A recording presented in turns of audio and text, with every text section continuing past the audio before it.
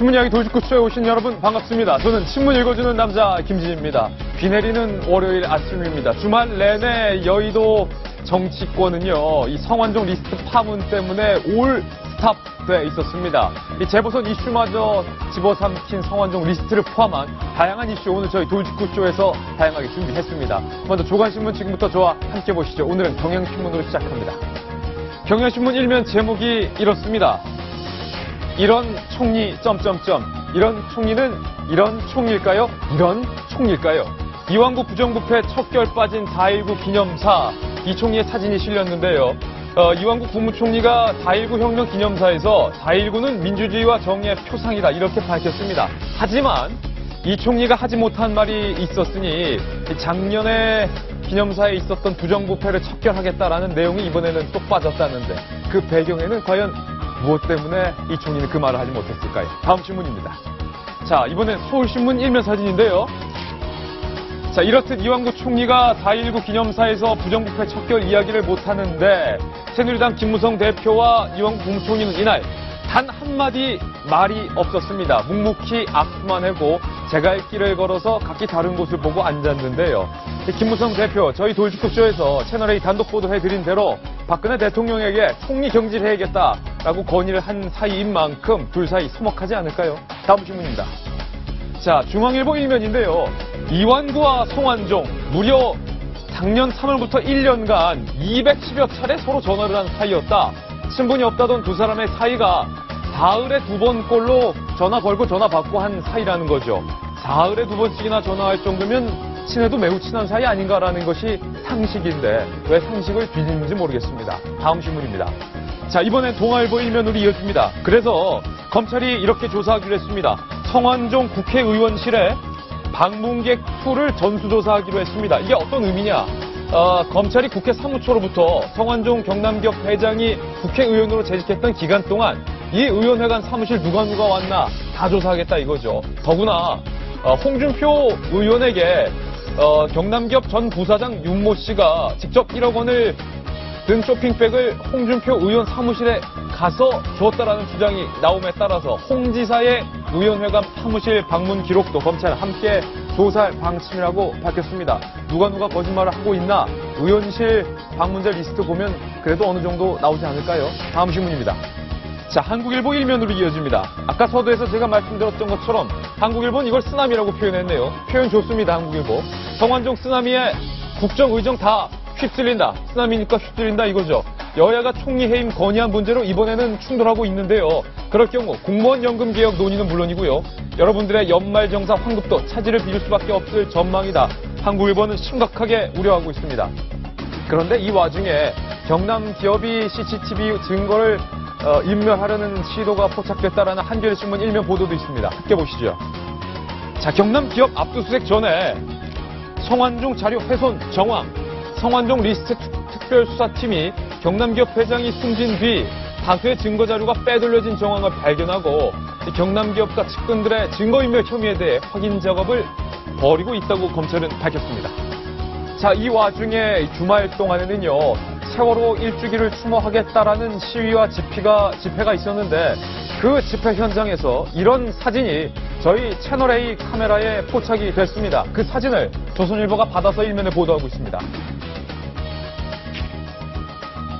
태극기 불태운 시위대. 이 태극기를 불태우는 것과 세월호를 추모하는 것과 어떤 연관성이 있는지 저는 잘 모르겠습니다. 오늘 이 이야기 자세히 다뤄드리도록 하겠습니다. 오늘 신문 이야기 돌직구쇼에서는요, 특별히 성완종 리스트 이완구 국무총리와의 진실 공방과 관련해서 이른바 유령 기자가 등장을 했습니다. 이 유령 기자 어떤 내용인지 잠시 뒤 자세히 전해드리겠습니다. 신문 이야기 돌직구쇼는 여러분을 위한 쇼입니다. 첫 번째 기사는요, 이 세월호 1주기 시위에 나타난 태극기를 불태우는 청년 조영민 기자가 자세히 취재했습니다. 그젯밤 세월호 집회에 참여했던 한 남성이 광화문 앞에서 태극기에 불을 붙였습니다. 카메라 앞에서 자랑스러운 듯 불타는 태극기를 들어 보입니다. 일부 시위대는 불법 도로 점거를 막으려는 경찰을 집단 폭행하기도 했습니다.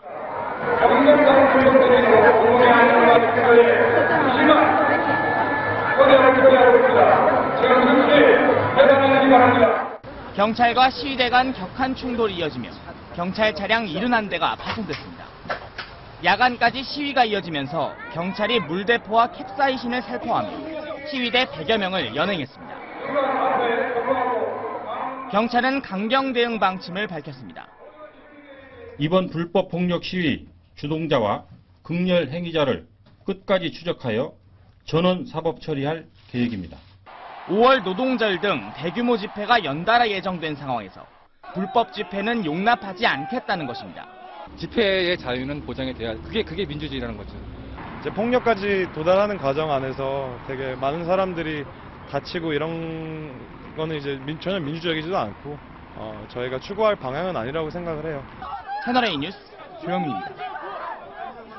저희가 만든 첫 번째 돌직구 신문입니다. 격렬 충돌, 세월호 추모 집회. 어제 이 저 집회 때문에 광화문이 아수라장이 됐는데요. 자, 이와 관련해서 저희 돌직구쇼에서 봄맞이 새로운 코너를 준비했습니다.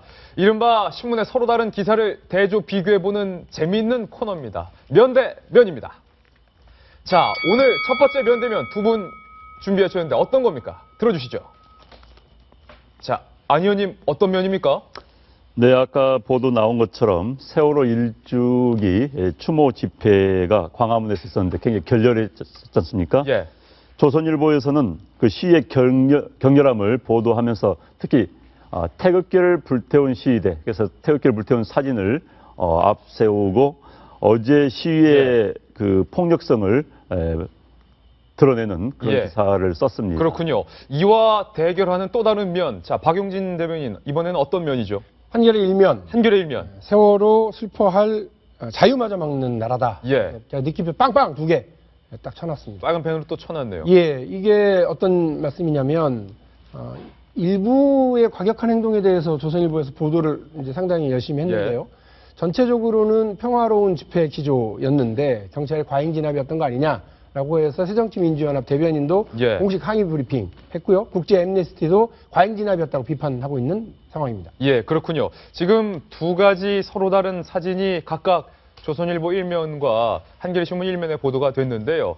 자, 저희가 준비한 첫 번째 이야기는요. 바로 주말 동안 있었던 세월호 일주기 추모 집회와 관련된 이야기입니다. 안용환 전 의원님. 네. 자, 오늘 조선일보 1면에 실린 사진이 저희 채널A 조영민 기자가 방금 보도해드렸던 내용을 캡처를 해서 조선일보니 1면에 보도하고 있습니다. 네, 그러네요. 태극기를 불태우는 사진인데 이게 어떤 장면입니까? 지금 이 남성의 그 신원을 검찰이 추적하고 있는 것으로 지금 알려지고 있습니다만은 그 시위 과정에서 마치 보라는 듯이 기자 앞에서 보라는 듯이 태극기를 지금 불을 태우고 있는 모습입니다. 상당히 충격적이죠. 집회에서 이건 드문 일인데, 저는 그런데 이제 한겨레 신문에서 세월호를 슬퍼할 자유마저 막는 나라였는데 대한민국 국민들이 법을 어길 자유는 없습니다. 세월호를 슬퍼할 수 있는 자유는 얼마든지 있습니다. 그러나 불법 시위를 하면서 태극기를 불태울 수 있는 자유는 없습니다. 대한민국에. 왜? 법이란 건 우리들의 약속이기 때문에 약속을 깨는 행위입니다. 특히 이번 시위대들의 일부는 경찰에 신고한 그 시위의 라인을 벗어나서 그다음에 불법으로 점거를 하려고 했던 것이죠. 그리고 나서 그걸 막는 경찰차를 파손했습니다. 그리고 경찰을 폭행했습니다. 그런데 이제 이들은 경찰을 먼저 막았기 때문에 그런 일을 벌였다고 하지만 그럴 리가 없지요. 사실 경찰은 불법적인 점거를 막기 위해서 경찰차로 막았는데 그걸 막았다 해서 지금 경찰차를 때려 부수고요. 그걸 또 막기 위해서 물대포를 쏠 수밖에 없는 겁니다. 체류탄을 쏘지 않고 물대포를 쐈는데 그에 대해서 또 쐈기 때문에 했다. 그런데 한겨레 신문 같은 경우는 자꾸 막았기 때문에 쐈다로 선우가 좀 바뀌는 것 같아요. 그러니까 어찌됐든 대한민국은 자유가 있는 나라입니다. 대통령 마음대로 비난할 수 있습니다.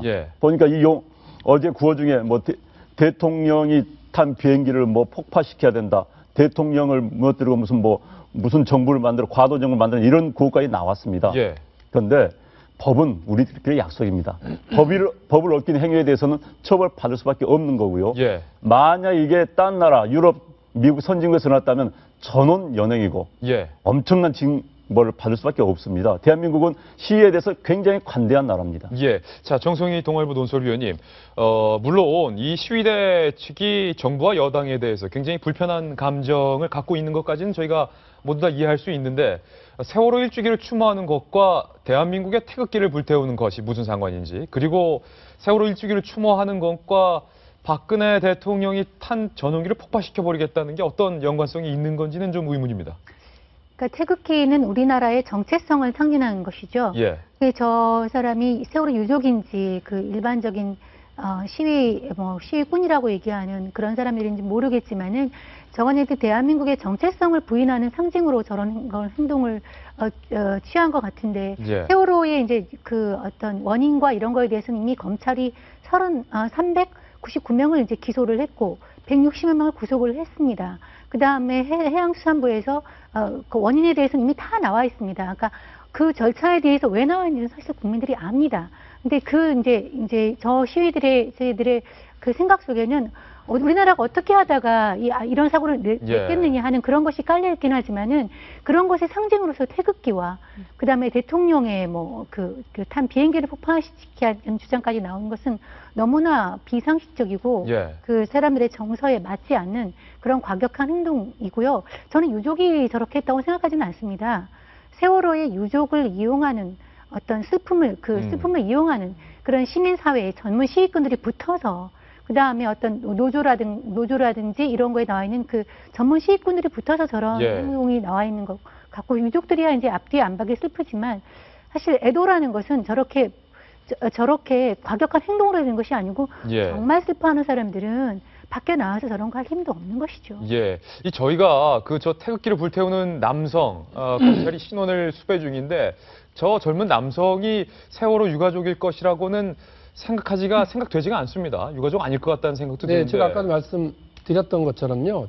일부의 과격 시위는 문제라고 저는 생각합니다. 과격 시위, 폭력 시위는 문제가 되고요. 그와 관련해서는 법적 잣대 분명히 해야 되겠죠. 예. 그런데 일단 이 일이 그날 평화롭게 진행되던 집회가 있었고요. 추모 집회가 따로 있었고 그리고 이미 며칠 전부터 정부에 항의하기 위해서 청와대 면담을 요청하면서 행진하다가요. 광화문 누각 앞에 그 유족들이 있었습니다. 예. 그 누각 앞에 있던 유족들을 경찰이 강제 연행하기 시작했다라고 하는 소식을 들으면서 이게 격렬해지기 시작했다는 거고요.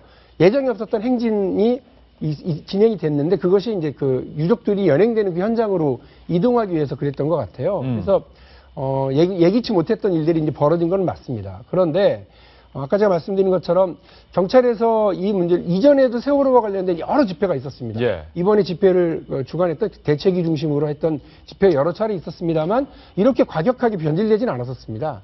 그 이유에 대해서 좀 살펴볼 필요가 있어요. 경찰이 되게 이 부분과 관련해서 이제 과잉되게 얘기하고 준비하고 있었던 거 아니냐. 차벽 설치를 한겨레 신문 이제 보시면 아시겠습니다만 이 차벽 설치를 좀 엄청나게 해놓고 너무 이렇게 방어적으로 막 많이 하고 있었거든요. 예. 이런 부분에 대해서는 좀 지적을 하지 않을 수가 없고 또 이 사건 관련해서 즉각적으로 수사본부를 설치해서 예. 대응하는 것도 제가 볼 때는 어떤 이 문제와 관련해서 경찰이 뭔가 준비하고 있었다는 이런 느낌마저 있는 건데요. 예. 하나 분명히 하고 싶은 건 태극기를 불태우는 행위와 관련해서 그걸 동의를 하고 함께 하겠습니까? 과거 미국에서도 반전 시위 이런 등등해서 성조기를 불태우는 것 때문에 오히려 중간층이 정부의 편을 들어가 버리는 이런 일도 있었거든요. 예. 방금 보여주셨던 그 화면 다시 보여주시면 좋겠는데 그 화면에 보면 경찰차 위에 올라가서 이제 태극기를 흔드는 분이 있습니다. 예. 아마 집회 주도자분들이 한 분인 것 같은데 그 화면 말고요. 태우는 장면 말고 저 장면에 보면 태극기를 흔들고 있잖아요. 그러니까 집회를 주도하는 분들은 이 나라가 제대로 되기를 바라는 것들이 대부분일 거라고 봅니다. 그냥 어린 마음에 누군가가 저렇게 태극기를 불태우는 행위를 했는 것 같은데요. 모두에게 도움이 되지 않는 일이라는 걸 분명히 말씀드리겠습니다. 어제의 그런 시위를 보면요. 일부가 과격한 것이 아니라 대부분 과격한 시위였다고 보입니다. 특히 저 깃발을 보시면은 유가족에 관련된 깃발은 몇 개 없어요. 예. 그러니까 나머지들은 시위를 전문으로 하는 시위대가 나와서 선봉하고 이 정권에 대해서 하고 싶은 얘기를 하는, 그러니까 결과적으로는 세월호 유가족을 이용해서 자신의 정치적인 얘기를 하고 싶었던 그런 예. 사태가 보이는 거죠. 실제로 세월호 유가족들 슬픈데 저기서 지금 저렇게 뭐 차벽에다 올라쓰고 박근혜 정권 퇴진이라느니 뭐 비행기를 폭격해서 뭐 추락시키겠다느니 이런 말을 할 이유가 전혀 없는데 그렇게 했다는 건 문제가 있고, 예. 특히 집시법에 관련돼서는 이 집회를 보장하되 다만 집회를 하는 사람들도 나머지 타인에게는 제한을 하지 마라라는 것이거든요. 예. 그런데 제가 실제로 토요일 날 이 방송국에 방송을 못 들어오신 분들도 패널을 봤거든요. 예.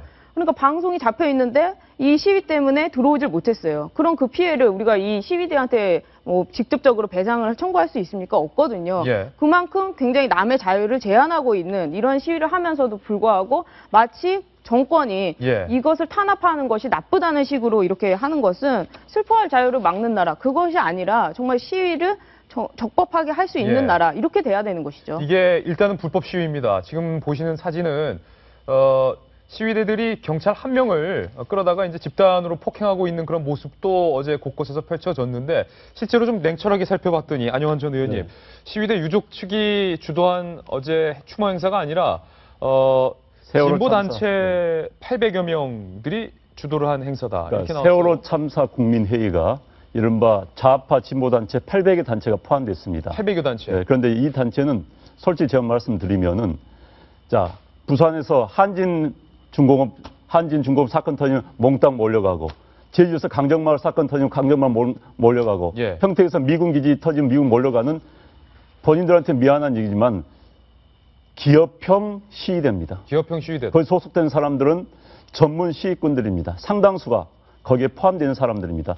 대한민국의 어느 현안이 터지면 자기들 이념, 특히 좌파적 이념에 어긋나는 행위였으면 몽땅 몰려간 사람들이 세월호 참사 국민대책에 상당수가 들어와 있습니다. 어제 시위를 주도했던. 그렇죠. 예. 이들이 이번 시위를 주도하고 있고요. 저는 이런 과격한 사람들 때문에 세월호가 사실 1년 전에는 정말 국민 모두가 안타까워하고 슬퍼하는 우리들의 세월호였습니다. 그러나 이렇게 과격화되면서 지금 세월호는 그들만의 세월호로 변질되고 있습니다. 예. 우리들의 세월호에서 그들만의 세월호로 바뀌고 있는 현실, 이것에 대한 책임을 누군가 져야 되는데, 저런 불법 시위를 하는 사람들, 그 뒤에서 유가족들 부추기는 사람들, 그 사람들 이제는 손을 떼야 됩니다. 직업적인 시위대, 예. 그다음에 전문 시위대, 이제는 안 됩니다. 예. 대한민국에 경찰 집계로 하면 그런 분들이 한 3, 4천 명 있다고 그래요. 3, 4천 명이 항상 낯익은 얼굴들이 나타납니다. 부산에 나타나고 평택에도 나타나고 제주도 나타나는데 그분들이 또 광화문에 나타나고 있는 것입니다. 예. 그런데 뭐 이런 말씀 좀 드리겠는데요. 그러니까 어떤 사안과 관련해서 서로 의견이 같이 하는 사람들이 있으면 그 대책위원회를 어떻게 구성하든지 간에 그 사람들이 중복된다고 해서 그게 문제가 된다고 생각하지는 않아요. 예. 그리고 말씀하신 것처럼 1년 전에는 세월호가 우리 국민들 모두가 함께 공감하는 슬픔과 위로의 어떤 게 필요한 것이었는데, 지금 왜 이렇게 됐느냐. 예. 지금 유족들도 분노하고 있고 많은 시민사회단체와 국민들이 분노하고 있는 게 뭡니까? 세월호 관련 특별법 시행령을 저렇게 만들어 놓고서요. 대통령하고 정부가 아무 말도 안 하고 아무 대책도 안 만들어 놓는 거 아닙니까? 오히려 진상규명을 막고 있다고까지 생각하고 있는 세월호 시행령과 관련해서 뭔가 좀 진전된 태도를 보여주셔야 될 거 아닙니까? 그래야 분노하는 유가족들도 분노를 가라앉힐 수 있지 않겠습니까? 예. 어찌됐든 그 일부의 이 극단적인 폭력 세력이 존재했던 것은 분명하고, 검찰과 경찰이 그 태극기를 불태웠던 남성 등을 비롯해서 경찰을 집단 폭행했던 폭력적 행동을 보였던 일부의 신원을 수사 중이라는 얘기도 잇따라 전해드리겠습니다. 자, 이번엔 저희가 만든 두 번째 돌직구 신문의 뉴스로 이동하겠습니다. 함께 보시죠. 직무대행 사흘 만에 4.19 기념식을 찾은 이완구 국무총리. 그런데 여야 모두 이 총리를 외면했습니다. 김정우 기자가 취재했습니다. 김무성 대표와 유승민 원내대표 등 여당 지도부가 서울 수유리 4.19 민주묘지에 도착한 것은 오전 9시 45분. 이완구 국무총리는 4.19 혁명 기념식 기념사 낭독을 위해 15분 뒤인 오전 10시에 도착했습니다. 기념식 시작 전 이 총리는 김 대표와 유 원내대표에게 악수를 청했지만 어색한 분위기가 연출됐습니다. 성완종 게이트 파문 이후 이 총리와 여당 지도부와의 만남은 처음입니다. 이석현 국회부의장을 사이에 두고 앉은 이 총리와 김 대표는 기념식이 끝나자마자 별도의 대화 없이 자리를 떴습니다. 이 총리는 행사장을 나서면서 국정을 잘 챙기겠다고만 밝혔습니다. 대통령께서 안 계시기 때문에 국정이 흔들림 없이 가야 됩니다. 국정 챙기겠습니다. 김 대표는 재보궐선거 지역인 경기 성남 중원을 찾아 이 총리 거취에 대한 입장을 밝혔습니다. 일요일 밤에 박근혜 대통령께서 들어오시게 되어 있습니다. 그때까지 일주일만 기다려주는 것이 정치적 도리가 아니겠습니까, 여러분? 앞서 김 대표는 비리가 확인되면이란 전제를 달았지만 이 총리 등 리스트 거론자에 대한 출당 조치를 거듭 거론한 바 있습니다. 새정치민주연합 문재인 대표는 오전 7시 40분 따로 4.19 묘지를 찾았습니다. 이 총리의 국정 수행을 인정하지 않겠다는 뜻입니다. 문 대표는 방명록에 4.19 정신 되살려 민주주의와 부패 척결 해내겠습니다라고 적었습니다. 채널A 뉴스 김정호입니다. 자, 어제 그 4.19 기념식에서 굉장히 미묘한 장면이 연출이 됐는데 김무성 대표와 이완구 국무총리가 서로 4.19 기념식 행사에서 마주쳤는데 단 한마디 말을 언급도 없이 묵묵히 서로 악수만 하고 각자의 자리에 앉는 모습이 오늘 조간신문에 다 보도가 됐습니다. 자, 안용환 전 의원님. 네. 김무성 대표 입장에서도 이완구 총리 입장에서도 서먹할 겁니다. 난처하죠. 난처하죠. 사실 얼마 전까지 당대표하고 원내대표를 하면서 거의 매일 얼굴을 마주대고 상의를 했던 그런 사이인데 총리가 돼서 또 이런 불미스러운 일에 연루가 돼 있다 보니까 뭐 무슨 말을 하겠습니까? 뭐 마주대고 물러나라고 하겠습니까? 아니면 뭐 잘하고 있다고 하겠습니까? 서로 난처한 사이고 뭐 이완구 총리도 어찌됐든 본인은 뭐 억울하다고 지금 하고 있지만 어찌됐든 이번 사안 때문에 당에 상당한 누를 끼치고 있고 또 4.19 재보궐선거 곧 닥쳐오지 않습니까? 그래서 거기도 악영향을 미치고 있기 때문에 이완구 총리도 뭐 당에 대해 할 이야기가 없지요. 그렇기 때문에 할 이야기가 없을 때는 묵묵답답 이야기 안 하는 게 좋죠. 그래도 좀 뭐 따뜻하게 좀 위로의 한 말씀을 해주시고 그러셔야지 너무 매정하더라. 거기서 위로했다간 어떤 역풍이 들릴지 모릅니다. 지난번 3월 12일 날로 기억을 하는데요. 총리가 대국민 담화를 멋있게 발표하지 않았습니까? 부정부패와의 전면전. 그때 우리는 저 누가 써준 거 아니냐 이런 얘기도 하긴 했었습니다만 어쨌든 법무부 장관, 행자부 장관을 옆에 대동하고 그 준엄하게 얘기했던 부정부패 전면전. 그거를 가장 또 힘줘서 말할 수 있는 자리가 언제냐면 4월 혁명 기념식사입니다. 그 얘기를 힘줘서 얘기할 수 있는 그 얘기는 아예 싹 빠지고요. 아무 말씀 없는 부정부패 얘기는 한 달 전에 그 기백은 어디 갔는지 궁금할 따름입니다. 지금 저희 뉴스 속보가 들어왔습니다. 그래서 저희 돌직구쇼는 가장 발빠르게 속보 자막 전해드리고 있는데요. 제가 설명을 좀 드리겠습니다. 조금 전 야당 출입하는 저희 채널A 정치부 기자로부터 보고가 올라왔는데 문재인 대표가 공식 입장을 밝혔습니다. 국정 공백을 최소화하기 위해서 총리 해임 건의안을 추진하겠다. 야당에서 공식적으로 최종 결단을 내렸습니다. 문재인 대표가 총리 해임안 건의를 추진하겠다라고 밝혔고 우윤근 원내대표도 내일 의원총회에서 내일이라는 시점도 결정이 됐군요. 해임 건의안 최종 입장에 대해서 결정할 방침이다라고 야당이 굉장히 정치 시계로 이른 타이밍을 가져가는 모양입니다. 재보궐선거를 앞두고 이 총리 해임 건의안을 최종적으로 추진하겠다. 그리고 그 시점은 내일 의총이 될 것이다 라고 지금 야당에서 관련 속보를 밝혔는데요. 마침 저희 돌직구쇼에서 이완구 국무총리 해임 건의안 문제를 준비해 두고 있습니다. 잠시 후 저희 순서 때 이 속보 자막까지 포함해서 자세한 내용을 전해드리도록 하겠습니다. 자, 지금부터는요. 이 주말 사이에 저희 방송이 아닌 타 종편 방송에서 당시 2013년 선거 사무실에 이완구 후보 선거 사무실에 내가 있었던 취재 기자다라고 본인을 소개한 남성의 전화 인터뷰가 방송이 됐었는데 전화 인터뷰 내용은 내가 그 사무실에 있었는데 성완종 회장은 오지 않았다라고 이완구 총리 측에 유리한 증언이 방송이 됐었습니다. 그런데 알고 봤더니 본인을 방송 기자라고 밝혔던 이 남성은 방송 기자 신분도 아니었고 본인의 회사라고 주장했던 이 회사 측은 이 사람은 우리 사원이 아니다. 이른바 유령 기자 논란이 일었습니다. 그런데 더 기가 막힌 것은 또 알고 봤더니 이 유령 기자의 신원은 진짜 신원은 이완구 당시 후보 측의 수행 비서 역할을 했던 측근이었다. 라는 것이 밝혀져서 충격을 주고 있습니다.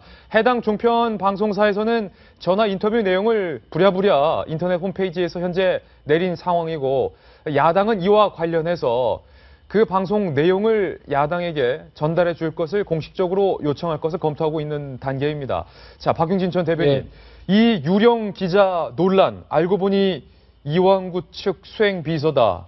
이 내용 자세하게 좀 전해주시죠. 어떤 내용입니까? 제가 오늘 오전에 쭉 연결을 했어요. 이것저것 확인을 좀 해봤는데 대전뉴스가 인터넷판 대전뉴스가 처음으로 보도를 한 사안이고요. 김성수 새정치민주연합 대변인이 어제 오후 늦게 이와 관련된 브리핑을 진행을 했습니다. 그렇죠. 이완구 총리 증거인멸 시도를 즉각 중단하라고 하는 제목의 브리핑 내용이었습니다. 내용은 이렇습니다. 방금 말씀해 주신 대로 대전뉴스 인터넷판에 보면은요.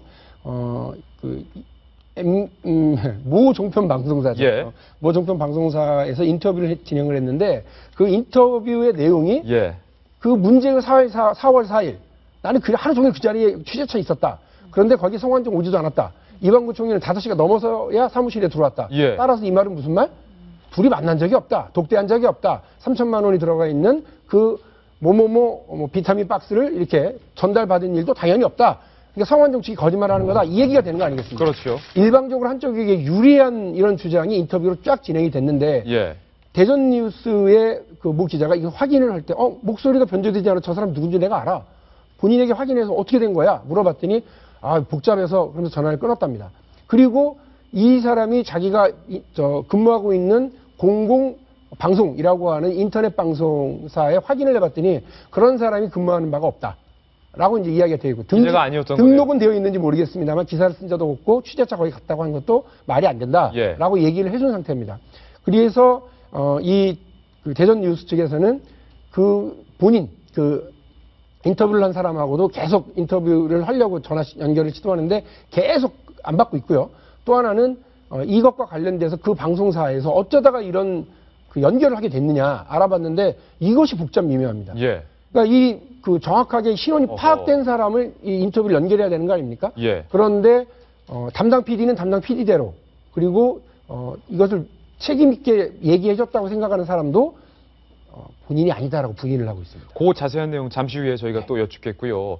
이와 관련해서 알고 봤더니 당시 이완구 후보의 수행비서를 했던 측근이었다라고 확인이 되고 있는데 야당의 공식 논평 저희가 준비했는데요. 한번 들어보시죠. 이완구 총리 측이 다양하게 증거인멸을 시도하거나 나아가 불리한 증언을 한 사람을 협박하고 있다는 정황이 속속 드러나고 있습니다. 성완종 전 회장과 독대한 사실을 감추기 위해서 측근 인사를 기자로 둔갑시켜 거짓 방송을 시킨 것으로 볼 수밖에 없습니다. 자, 배승희 변호사님, 주말에 저 종편 내 인터뷰 타사죠. 인터뷰 방송 혹시 보셨습니까? 네, 저도 저 방송을 보고 꽤 놀랐었거든요. 왜냐하면 기존의 보도와는 전혀 배치된 것을 특히 기자가 증언을 또 방송에서 생방으로 단독으로 라고 하면서 계속 보도가 되는 걸 보고 이거 혹시 이완구 측에서도 얘기를 하는 게 아닐까 생각을 했었는데 역시나 이걸 조금 지나니까 결국 그것도 거짓 방송이었다라고 보입니다. 근데 이거는 제가 봤을 때는 기자가 저 정도로 나와서 거짓 방송 할 정도면은 본인이 거짓말을 해도 분명히 뒤에서 봐주는 사람이 있으니까 그걸 믿고 거짓말을 했다고밖에 볼 수가 없거든요. 방송에 나오는데 과연 거짓말을 내가 해도 되겠지 하고 할 수 있는 사람은 없잖아요. 그럼 결국에는 이 피의자, 즉 이완구 총리가 시켰다는 것밖에 되지가 않는데 만약에 이완구 총리께서 직접 시켰거나 혹은 밑에 사람을 시켜서 이런 일을 하게 했다면 이거는 증거인멸 교사죄가 충분히 되고 법적으로도 문제가 될 수 있는 상황이고 그렇다 하더라 그걸 떠나서라도 일단 도덕적으로 전혀 명쾌하지가 않은 것이죠. 자, 정성희 논설위원님, 정말로 황당한 일이 펼쳐지고 있는 건데 사실 이완구 총리 측에서 지역 인사들에게 16번 전화해서 재차 압박하려 했다. 그리고 저희 동아일보 채널A와 단독 인터뷰했던 전직 운전기사를 회유하려는 정황이 있었다라는 것은 사실로 드러나서 저희가 여러 차례 보도를 했는데 측근을 방송 기자로 둔갑시켰다라는 야당의 주장을 이게 이런 짓까지 하나라고 믿기가 힘듭니다. 믿기 힘든데요. 사실 저는 이완구 총리가 시켰다고는 전혀 보지 않습니다. 그러니까 이제 지금 이 사건에 대해서 많은 방송사들이 경쟁을 하니까 인터뷰를 여러 사람을 섭외를 하다 보니까 그 사람이 방송 기자라고 하니까 기자라는 걸 아마 믿고서 했을 것 같은데 제가 보기에 저 사람은 이제 기자는 아니고 그 측근이 알아서 한 것 같은데 사실 저 방송사가 옛날에 홍가혜를 출연시켰던 방송사거든요. 그렇죠. 여기서도 아마 스스로 굉장히 놀라고 있을 것입니다. 이렇게 총리가 물론 15번 전화한 거에 대해서는 본인이 알아보는 차원에서 전화했다고 하지만 이렇게까지 우리 총리가 그걸 증거인멸을 시도하면서 그렇게 했다고 보기는 어렵고 다만 이제 총리 스스로가 이완구 총리 스스로가 얘기했지만 다양한 루트를 통해서 그때 그 사람이 왔는지 안 왔는지 성완종 총장이 알아보고 있다고 하니까 주변에서 아마 과잉 충성을 하다가 저런 사고를 일으킨 것 같고요. 그렇지만 분명히 그 이완구 총리 측에서 오해를 살 수 있는 그런 행동을 하고 있는 건 사실이고 사실 배밭에서 가끈을 이렇게 저기 묶지 말라고 했는데 지금 이런 사건들이 전부 다 그 정황이 이 총리에게 오히려 불리하게 장하고 있는 현실을 이 총리 측은 알아야 될 것 같습니다. 물론 그 한마디만 이 말씀을 드리면 정성희 위원님이 말씀하셨던 것처럼 이완구 총리 측이 자신의 측근을 유령 기자로 둔갑시켜서 너 저 방송 나가서 거짓 인터뷰해 라는 정황은 드러난 것이 단 하나도 없습니다.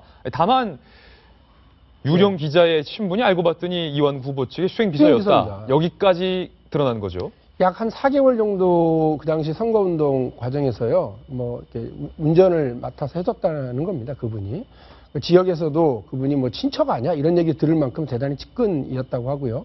따라서 이거는 정성희 의원님께서 말씀하신 것처럼 배나무 아래에서 가끈을 고쳐내는 게 아니라 배나무 가지를 쥐고 흔들고 있는 거 아닙니까? 이게 그 증거를 은폐하는 정도가 아니라 상황을 조작하고 있는 거거든요. 이게 만일에 시도가 그 측근에 의해서 벌어진 거라면 사실이라면 그러니까 저는 대단히 심각하게 봐요. 인터넷 여러 인터넷 매체가 많으니까 기자 등록을 할 수 있습니다. 그러나 이분은 그곳에 취재차 간 게 아니라 수행 신분, 측근의 신분으로 가 있는 거 아닙니까? 근데 그때 상황을 자기 유리한 대로 그렇게 방송에 나와서 얘기한다? 이게 있을 수 없는 일입니다. 사실 그 기자를 좀 해본 사람은 알지만은 어떤 기자가 선거 사무실을 개방하는 데 가서 하루 종일 일한다는 건 있을 수 없습니다. 사실 아무리 그 국회의원들이 이거 선거 사무실 개방했으니까 열었으니까 오라고 해도 기자들 안 가거든요. 안 가고 그 전화로 취재하거나 거기서 기자가 그 상황을 보고서 돌아가서 기사 써야지 하루 종일 그걸 관찰하고서 누가 누구를 봤는지 이런 걸 봤다는 건 있을 수가 없고요. 다 알지만 우리 취재하러 가면은 필요한 장면 취재하거나 그림 이렇게 찍고서 돌아옵니다. 그런데 이 사람이 거기 설령 기자라 해도 하루 종일 있었다 해도 그걸 관찰하는 것이 아니기 때문에 누가 왔는지 안 왔는지 알 수가 없기 때문에 저거는 상식적으로 현재에서 기자가 거기에서 누가 왔는지 안 왔는지 알 수 있었다는 것은 있을 수가 없는 일이죠. 안 의원님 어떻습니까? 참 점입가경입니다. 점입가경이다. 뭐 성완종 측 운전기사가 증언이 나오고 또 이완구 측 운전기사가 나오고 또 무슨 뭐 기자를 자칭하는 무슨 측근이 나오고 사실 이제 이 사건이 길어지다 보면 이런 사건이 터지게 마련입니다. 대형 사건이면은 또 이게 결부된 사람들, 열린 사람들 또 여기에 끼려는 사람도 나타나는 마찬가지고 지금 정 의원 말씀해 주신 것처럼 이 경우는 뭐 이완구 총리가 지시했다기보다는 막 과잉 충성에서 나온 이야기가 아닌가 싶습니다. 사실 충청도 분위기가 이렇습니다. 제가 주말에도 만나봤더니 일단 충청도 분위기가 정말 창피하다. 충청도의 대표적인 정치인과 기업인이 싸움하고 있는 거 아니냐. 한 명은 망인이 됐지만은 그런데 또 그 중에서는 이완구 총리에 대한 동정도도 있고 또 성완종 씨에 대한 동정도도 있는 게 사실입니다. 그런데 그 중에서도 이완구 총리 측을 동정한 사람들이 또 이런 또는 측근이랄 수 있는 사람들이 이런 일을 벌였는데 하루빨리 수습을 해야죠. 뭐 이완구 총리의 결단이 필요한 상황인 것 같습니다. 저는 이게 과잉 충성일까 과연 좀 의문을 갖는 것이 만약에 측근이고 본인이 그런 걸 해명하고 싶었다면 측근이고 내가 그 당시에 있었다라고 증언을 했을 것 같아요. 굳이 방송에서 내가 기자인데 거기에 있었다라고 하는 거는 기자 신분이라는 것이 굉장히 객관적인 보도를 하는 사람이라서 그것을 이용해서 결국에는 방송을 하겠다는 것인데 과연 측근이 그렇게까지 할 필요가 있는가? 그걸 본다면 이 정황적으로는 아무리 그래도 이완구 측 그러니까 뭐 그것이 바로 총리가 아니라 그 밑에 있는 뭐 수행 비서가 또 그런 걸 시켰을 수도 있는 충분히 그런 정황이기 때문에 이거는 좀 총리가 나서서 좀 해명을 할 필요가 있다고 생각합니다. 자, 이와 관련해서 한 가지 또 다른 기사를 저희가 보도해 드리겠습니다. 당시 부여 선거사무소에 일했던 여직원이 저희 채널A 돌직구쇼와 단독 인터뷰했던 이완구 후보의 전 운전기사에게 회유의 문자 메시지를 보낸 것으로 확인이 됐다라는 기사가 오늘 동아일보에 보도되고 있는데요. 자, 정성희 위원님, 어떤 내용이 어떤 맥락입니까? 지난번에 우리가 이제 말씀드린 대로 전 운전기사가 그 전화에게 당시에 이완구 측 보좌관이 전화를 해서 그 거짓 어떤 증언을 유도했던 정황에 대해서는 말씀을 드렸는데 그 이후에 또 진행된 일입니다. 또 뭐가 있어요? 예. 이 사람의 이완구 국무총리 측이 그 문제의 운전기사에게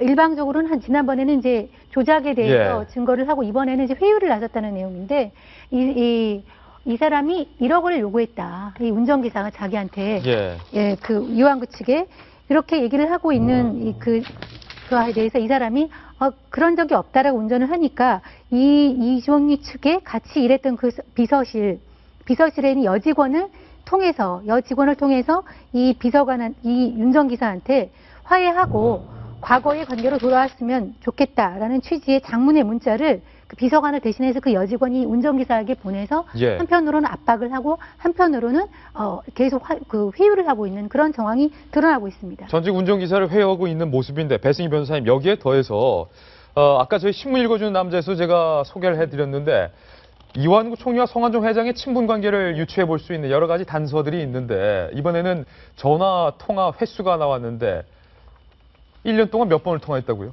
1년 동안 210여 차례를 통화를 했는데요. 이게 거의 사흘에 한 번 꼴입니다. 그러니까 여태까지는 거짓 해명을 했죠. 별로 친하지 않다. 특히 내가 원내대표 하면서 만난 것뿐이다. 뭐 선거법 위반에 대해서 얘기하는 거지. 뭐 전혀 개인적인 친분은 없다고 했는데 이번에 성 전 회장의 휴대전화 통화 내역을 그 특수팀에서 검사를 해보니까 작년 3월부터 1년간 이 총리와의 착 발신 기록이 210여 차례로 집계가 됐습니다. 210여 차례요? 이 중에 150여 차례는 성 전 회장이 이 총리에게 전화를 했습니다. 그런데 나머지 60차례는 이 총리가 성 전 회장에게 건 것으로 확인이 됐습니다. 물론 이것이 통화를 됐는지 안 됐는지 모르겠지만 최소한 60차례 이상, 1년에 60차례 이상 전화를 했다는 것은 그냥 친분이 없다고 하기는 애매한 관계가 되는 것이죠. 그래서 두 기관의 이 수사팀에서는 이것뿐만 아니라 압수수색 과정에서 에쿠스 차량에 장착된 블랙박스 하이패스를 이제 확보를 해서 과연 그 4월 4일에 만났는지 안 만났는지까지도 밝혀낸다고 합니다. 그런데 이게 문제가 되는 것은 독대 관계, 그러니까 그 4월 4일에 만났다, 안 만났다 이 부분은 밝힐 수가 있겠죠. 그렇지만 그 과정에서 돈을 주고받았는지 여부는 또 다른 문제이기 때문에 이런 정황들로서 과연 돈을 주고받았는 것이 입증될 것인가 여기에도 문제가 있는데 돈을 받은 사람은 알 거 아니에요. 그러니까 이완구 총리가 지금 국민들은 돈을 받고 이러는 거다라는 의심을 하고 있는데 여기에 대해서 명확하게 해명을 하지 않으니까 이런 추측성 보도들도 실제로도 증거가 계속 나오고 결국 거짓 해명되고 거짓 수명에 계속 빠지는 것 같습니다. 자, 지금 저희가 이완구 총리와 성완종 회장이 사흘에 2차례씩 전화를 주고받은 꼴이다. 210여 차례 1년 동안 전화를 했다라는 소식을 보도해드리고 있는데 한번 좀 따져보겠습니다. 안영환 전 의원님, 사실은 이 KBS 전직 방송기자 또 선배시고 그리고 저희 돌직구쇼에 저랑 매일 출연을 하기 때문에 저희가 사석에서도 자주 뵙는 편인데 저희가 통화를 할 때 제가 한 사흘에 한 번씩도 통화드리기가 힘들죠? 어렵죠. 우리가 일주일에 한 번도 통화하기 힘들고. 그러니까 일주일에 한 번이나 일주일에 두 번 이렇게 통화하는데 저희는 친근한 사이입니까? 먼 사이입니까? 매우 가까이 사이죠. 그렇죠. 그러면 210차례 통화했다는 두 사람은 어떤 사이입니까? 참 이게 이완구 총리 참 딱하게 됐습니다. 사실 이게 첫 단추가 중요한데 이완구 총리가 별로 친분이 없다. 별로 친하지 않다. 성완종 총리와 국회에서 발언을 하면서 이제 모든 게 나온 겁니다. 그 당시에 그래도 옆 지역구 분이고 같은 충청도 분이고 대표인 충청도 기업이기 때문에 사실 친분이 있었고 또 원내대표하고 국회의원 사이에 친할 수밖에 없는 거 아니냐라고 했다면은 이런 기사가 나올 수가 없는 겁니다. 별 기사거리가 안 되는 거예요. 그렇게 이야기했다면. 그런데 친분이 없다는 이야기 했기 때문에 이게 기사가 되고 일면톱이 되고 이렇게 화제가 되는 겁니다. 그래서 이완구 총리의 대응이 처음부터 잘못했었다는 생각이 들고요. 그리고 어찌됐든 누가 보더라도 1년에 60번 이상 전화를 했다면은 친한 사이라고 볼 수밖에 없는 것이죠. 그리고 뭐 또 성완종 전 회장은 뭐 더 많이 2배 이상은 전화를 했는데 그렇다면은 이 부분에서는 근데 물론 전제는 이게 사실한 전제가 돼야 되겠습니다만 현재 이제 검찰에서 조사했다고 중앙일보와 뭐 언론사에서 보도한 것을 전제로 저희가 이야기하고 있기 때문에 사실이라면은 친한 관계다. 이에 대해서는 변명의 여지가 없는 거죠. 저는 이완구 총리하고 성 전 회장, 경남교 회장이 굉장히 성질이 좀 급하신 것 같아요. 왜냐하면 사실 다 통화했다고 할 수 없지만 지난번에 우리가 봤을 때도 그 홍모 의원한테 전화할 때 지역에 있는 그 도의원한테 전화할 때 16번인가를 전화를 했잖아요. 이 총리 측에서?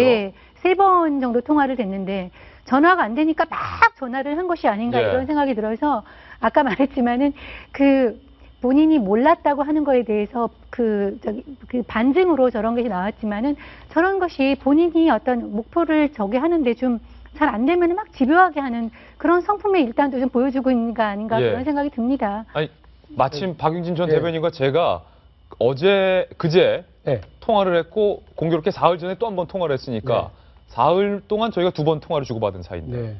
엄청 친하죠. 그렇죠. 반성하고 있어서 사실 딴 생각하고 있었는데 우리 와이프랑 내가 몇 번 통화하나 이 생각해봤더니 얼추 비슷한. 사흘에 2번. 얼추 비슷해요. 물론 또 관계도 비슷해요. 제가 열심히 전화를 하는데 안 받아요, 잘. 그래서 210번 그리고 저쪽에서는 60번 저한테. 근데 이게 어쨌든 저 정도를 통화를 하면요.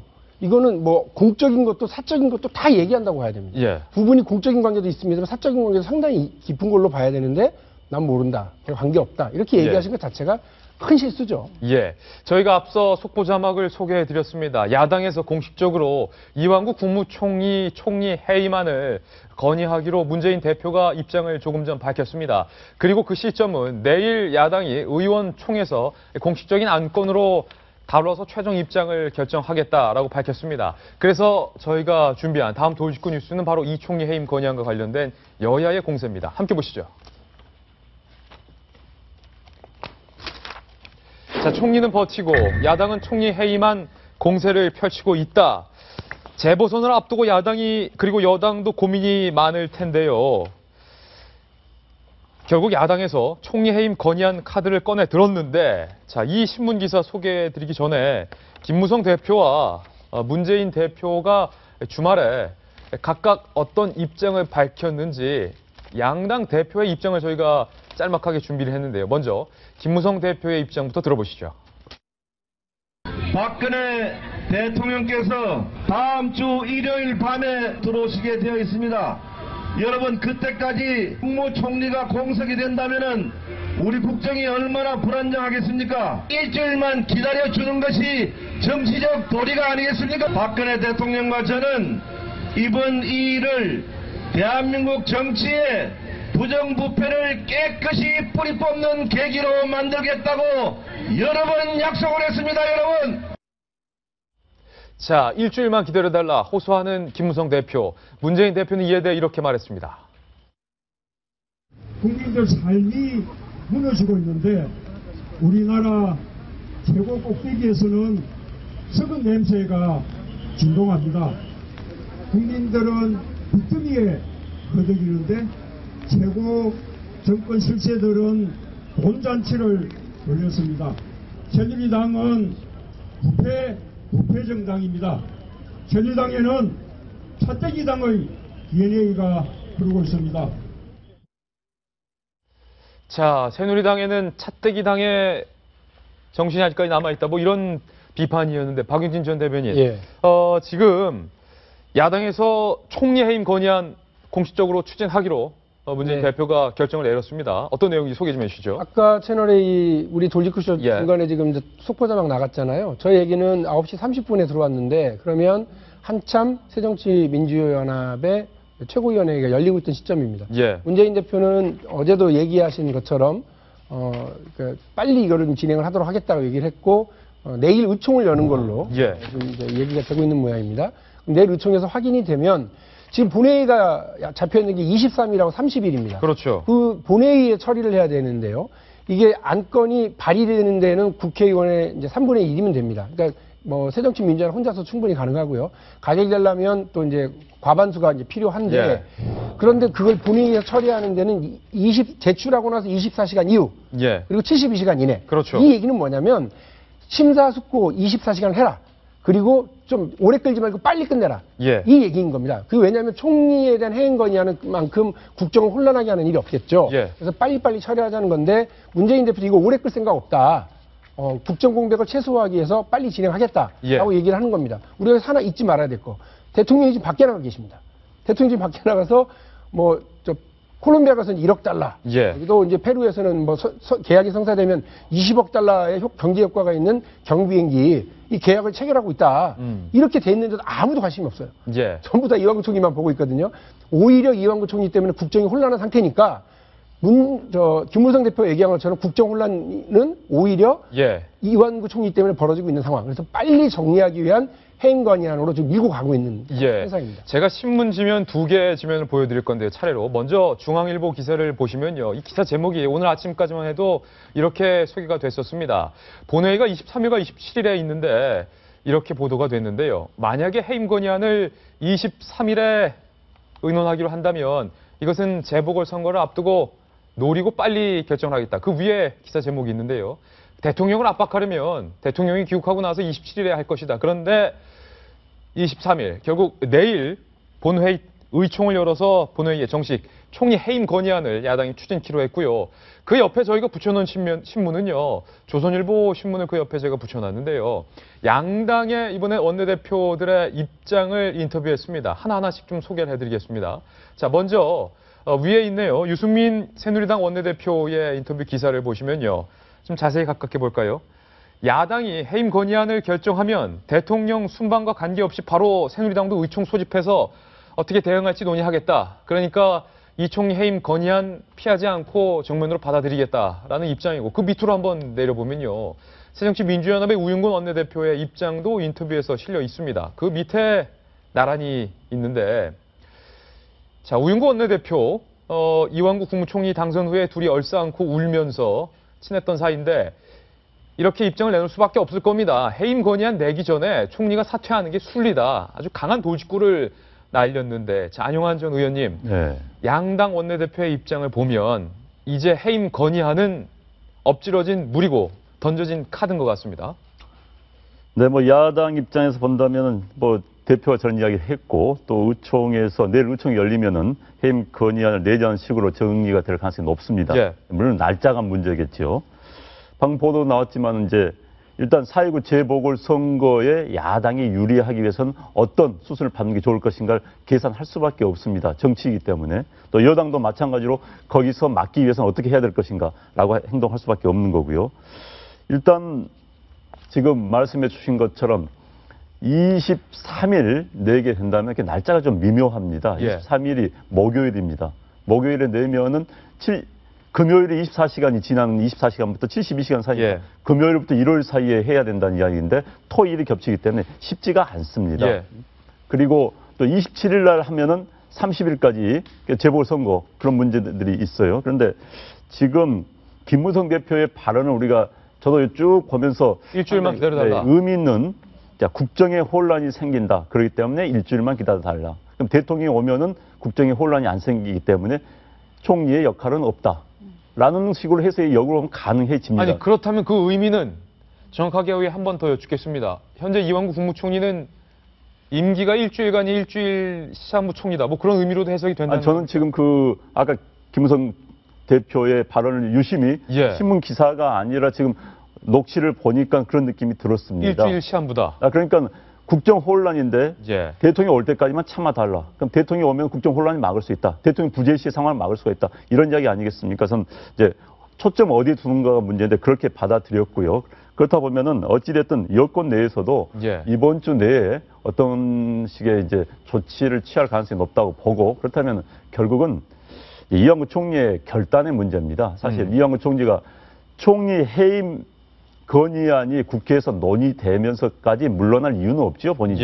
그래서 그건 본인의 명예로운, 사실 물러나더라도 현역 의원입니다. 공인입니다.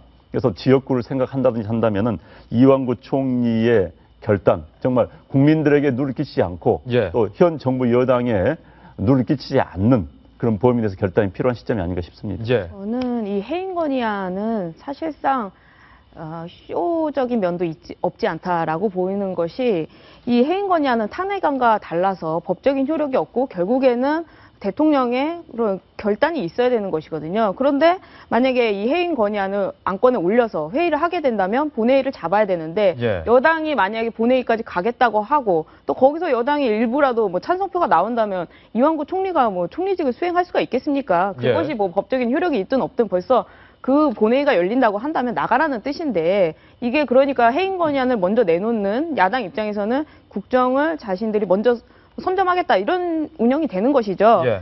근데 저는 좀 이 해임 건의안도 빨리 했으면 좋겠다. 혹은 뭐 이 총리가 좀 빨리 사퇴를 했으면 좋겠다. 뭔가 이렇게 생각하는 것은 예.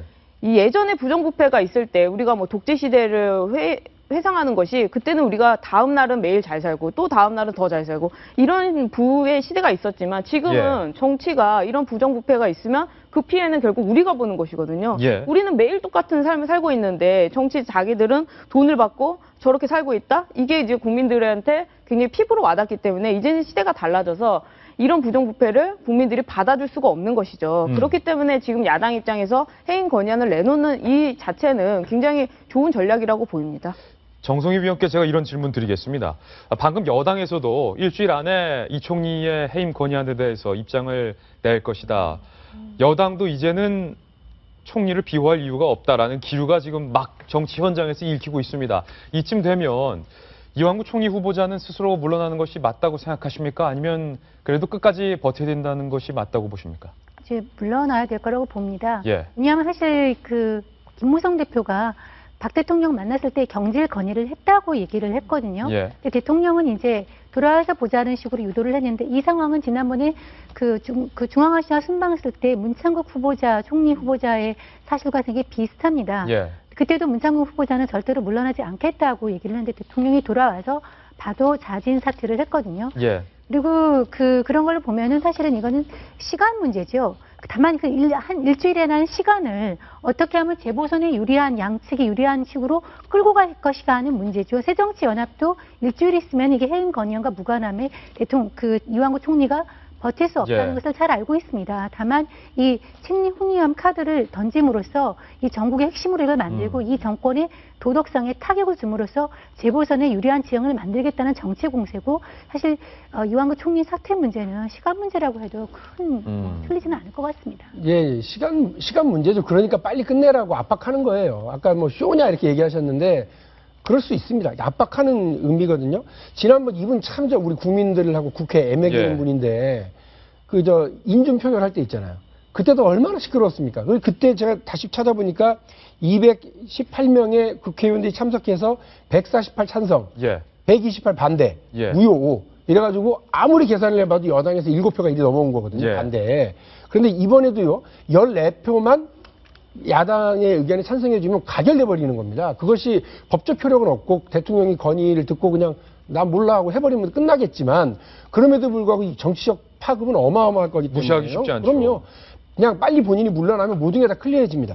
23일 본회의가 있으니까 하루 전은 제출해야 됩니다. 22일, 30일 날 본회의가 있으니까 하루 전에는 제출해야 되니까 29일입니다. 그런데 대통령 들어오는 날에 딱 맞춰서 내면 72시간 안에만 해결하면 되니까 대통령 들어오는 날 딱 맞추면 대통령이 결단을 확 내리게 되는 그런 압박 카드가 된다는 말씀입니다. 예.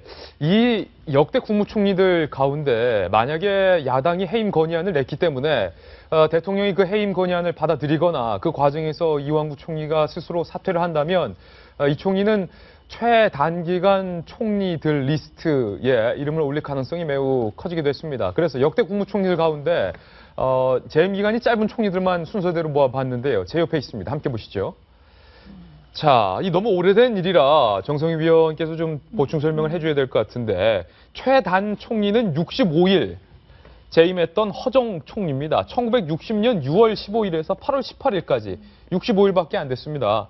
제2공화국 출범 이후 장면 총리로 교체됐다. 그 과정에서 허정 전임 총리가 65일. 그런데 현재 이완구 총리가 지난 2월 달에 취임을 했으니까 63일을 막 넘어서고 있겠네요. 이완구 총리는. 63일이니까 아마 해임 거리안이나 대통령이 오는 걸 감안하면 역대 두 번째가 되지 않을까 예. 하는 생각이 듭니다. 만약에 오늘 사퇴하게 되면 최단 기록을 경신하게 되는데 예. 그럴 가능성은 없어 보이고요. 허정 총리나 다른 분들하고 좀 상황이 많이 다르죠. 허정 총리는 아까 얘기했지만 직무 수행과 관련된 예. 것이 아니라 제1공화국이 무너지면서 장면 총리로 교체되면서 자동적으로 나간 케이스니까 이거랑은 좀 다르게 되는 것이고요. 예, 계속 볼까요? 그리고 노재봉 전 총리가 120일, 허정 총리보다는 2배 재임을 했는데 1991년 1월 23일부터 5월 23일 강경대 씨 사망 사건 이후 시위 격화 수습제, 그러니까 헌법이 바뀐 이후서부터는 또 노재봉 총리가 헌법 바뀐 이후로, 개헌 이후로는 최단기간이기 때문에 만약에 이완구 총리가 120일 이전에 사퇴를 하게 되면 개헌 이후는 최단기 총리의 이름을 올리게 되고, 이회창 총리가 125일이었습니다. 94년 12월 17일, 94년 4월 21일 헌법상 국무총리 권한 행사와 관련한 갈등 때문에 125일까지 역임을 하고 물러났고요. 박태준 전 총리는 126일, 당시 여러 가지 의혹들이 있었는데 조세 회피 목적, 부동산 명의 신탁 의혹 등등 때문에 결국 총리직을 수행하지 못했고요. 그리고 현승종 전 총리가 140일 노태우 대통령 퇴임과 함께 교체됐기 때문에 이완구 총리의 해임 건의안과는 또 사례가 다른데, 자, 한용환 전 의원님, 140일, 120일, 125일, 65일 있습니다만 네. 이완구 총리도 지금 63일 정도 남짓입니다. 네. 글쎄 이제 기간으로 따진다면은 자꾸 이제 이완구 총리 이 방송을 듣다면 굉장히 억울하고 슬프고 참 한탄스러울 겁니다. 벌써 총리 퇴임 후에 날짜까지 계산하는 언론을 보면은 이거 뭐야, 난 지금 이 자리에 있는데 예. 뭐 측근들은 굉장히 불만을 가질 수밖에 없는 그렇겠네요. 그런 상황인 것 같습니다. 그런데 우리나라 총리제가 문제가 있죠. 이러니까 개헌해서 전 부통령제로 바꿔야 된다는 생각입니다. 예. 총리는 대통령의 권한을 주기에 따라서는 엄청난 권한이 있고 아닐 경우는 대독적으로 끝나는 경우가 많습니다. 그래서 저 기간이라는 게 큰 의미는 없죠. 속된 말로 총리 없다 해서 대한민국 못 굴러간다 그러진 않거든요. 예. 근데 이완구 총리 벌써 날짜가 나오는 거, 아유, 자꾸 제 이야기밖에 안 되겠어요. 아유란 말과 두 번째는 이완구 총리의 결단이 필요한 시점 같다. 예, 네 글자로 줄이면 아휴 결단. 이거는 홍콩 영화 제목 같기도 한데 아휴 결단. 그런데 이게 참 웃지 못할 슬픈 패러디라는 말이 요즘 이 인터넷 네티즌들 사이에서 굉장히 유행하고 있습니다. 이완구 총리의 연이은 보도 내용을 보면서 많은 네티즌들이 정홍원 전 국무총리를 떠올리면서 굉장히 우스꽝스러운 희화화된 패러디물을 쏟아내고 있는데요. 저희가 내용을 몇 가지 준비했는데 하나씩 좀 찬찬히 살펴보겠습니다. 첫 번째 이 패러디는요, 제 위에서부터 좀 하나씩 보겠습니다. 자, 박근혜 대통령의 전화 통화하고 있는 사진 장면을 보도를 하고 있는데, 첫 번째 자막이 널 찾을 것이다 라는 자막이 나오고요. 그 밑으로 좀 내려가겠습니다. 두 번째 컷은 찾아내서 세 번째 컷으로 이어집니다. 총리 후보로 지명할 것이다. 마지막 컷입니다. 왜 나만 갖고 그래? 라는 정홍원 총리의 모습이고. 리암 니슨이 나오는 테이큰, 영화 테이큰의 그 대사를 그대로 패러디한 것입니다. 아, 그렇군요. 찾아나서 죽일 것이다. 우리 딸. 그거를 패러디한 것입니다. 정홍원 국무총리의 표정이 참 압권이네요. 압권이고요. 그 밑으로 한번 보실까요? 이거는 제가 최근에 저한테도 누가 보내줬는데 그 밑에 겁니다. 자, 박근혜 대통령이 이 청와대 집무실에서 전화를 하고 있는 사진 위에 이런 자막이 달렸습니다. 좀 자세히 보실까요? 홍원 씨 요즘 뭐예요? 아, 그런 거 아니에요. 진짜로 그런 거 아니니까 잠깐만 와봐요. 아니, 그냥 진짜로 같이 밥 먹고 싶어서 그래. 라고 지금 다급하게 대통령이 정홍원 전 총리를 찾는 모습도 있고, 그 옆에도 있습니다. 자, 정홍원 총리의 예전에 국정수행 모습인데 이렇게 자막이 달렸습니다. 정홍원 71살 메비우스의 총리라는 제목이, 야 아무나 1억만 줘봐라, 이러다 또 총리하게 생겼다 라고 굉장히 다급한 모습도 있고요. 그 위에도 있는데요. 자, 흥원 씨 이번에 왕구 씨 때문에 그러는데 라고 뭐 두 사람이 통화하는 장면들, 이런 말들이 있습니다. 그래서 저희 채널A 보도본부에서 그냥 궁금하기 때문에 정홍원 국무총리는 요즘 뭐하며 지내시나 문득 궁금해지더군요. 그래서 정홍원 전 총리를 수행하고 있는 보좌관에게 전화 통화를 해서 안부를 물었습니다. 이렇게 답했습니다. 조용하게 퇴임하신 후에 사회 봉사활동 준비하시면서 쉬시고 뭐 다른 직은 잃지 않으시겠 하겠다고 하시면서 그렇게 준비하고 계시고요. 그리고 최근에 손주 쌍둥이를 보셨습니다. 그래서 너무 기뻐하고 계시고요. 예, 그렇게 지내고 계십니다. 자, 이 인터뷰 어떻게 들으십니까, 박용진 전 대변인? 일체 다른 일을 맡지 않겠다고 못을 딱 박아버리는데요. 예. 본인도 아마 이렇게 자꾸 언급되고 네티즌들에게든 국민들에게 또다시 관심을 받는 게 부담도 되고 곤혹스러우실 거예요. 예. 근데 진짜 곤혹스러운 건 국민들입니다. 이 박근혜 정부 들어서서 총리 지명도 그리고 총리가 일하는 것 과정도 왜 이렇게 국민들한테 참 부담되고 힘들인지 모르겠습니다. 예. 참 정호원 국무총리를 다시 부를 일은 사실 상식적으로 없겠지만은 정호원 총리가 계속 총리 후보자가 낙마하면서 짐 쌌다 풀고 이걸 몇 번이나 했습니까? 두 번 했죠. 예. 안대희 총리와 이 총리. 그다음에 처음에 김용준 총리가 낙마했을 때 대타로 들어왔고 그때 한번 파동이 있었고 또 이제 세월호 이후에 두 번 또 낙마하고 이제 그렇죠. 그게 그래서 유임했을 때 유임이냐 이거 연임이냐 가지고 우리 논란이 있었어요. 예. 이거 유임으로 봐야 되냐 연임으로 봐야 되냐. 그런데 그래서 사실은 다 합치면은 3번 정도 총리 대신에 이제 주저앉은 셈인데 네티즌이 이제 가지고 노는 것이죠. 이렇게 재미나게 이렇게 이 상황에 대해서. 그러니까 근데 사실은 그렇게 웃었으면 하는 거 없는 것이 이거의 본질은 박 대통령의 총리 인사 실패에 대한 아픈 경고입니다. 예. 우습게 넘어갈 일은 아니죠. 예. 자, 이 정호원 전 국무총리의 패러디가 본물을 이루고 있다라는 보도까지 저희 드렸습니다. 자, 다음 돌직구 신문으로 넘어가겠습니다. 함께 보시죠. 자, 정호원 전 총리님 내려오시고요. 자, 다음 돌직구 신문 함께 보시죠. 그래서 도대체 이 부패와의 전면전, 이 사단이 어디로부터 시작됐느냐? 이른바 기획 사정이 어디서부터 시작됐느냐? 이완구 총리 아니면 청와대 민정 라인 책임을 추궁하는 여론이 높습니다. 안영환 의원님, 네. 어디서부터 시작된 겁니까? 지난번에 이 성 전 회장이 측근 들어가 만났을 때 한탄을 하면서 이완구 이랬다는 거 아닙니까? 예. 그래서 그런 이야기가 나오니까 이 총리는 내가 성 전 회장 개인을 겨냥한 게 아니다라고 이야기 또 해명을 했어요. 실제로 이제 여권 내부에서 이게 동아일보 기사입니다. 동아일보 기사에 따르면은 여권 내부에서는 이 총리가 대국민 담화문을 발표했던 지난 12일이죠. 12일 그것이 이 총리 주도로 사정 정국이 조성된 것은 아니다. 라는 분석이 주를 이루고 있다. 이 총리가 기획한 게 아니라면 누굽니까? 그렇죠. 그래서 이제 새누리당 원내 핵심 관계자의 이야기를 썼습니다. 예. 당시 이 총리가 급하게 담화문을 준비하게 된 배경을 보더라도 이 총리가 사전 정국을 주도한 것은 아니었다. 청와대 민정 라인에서 출발한 부패 척결 수사에 대해 이 총리는 정치적으로 힘을 실어준 것일 뿐이라고 선을 그었다. 이런 이야기가 나옵니다.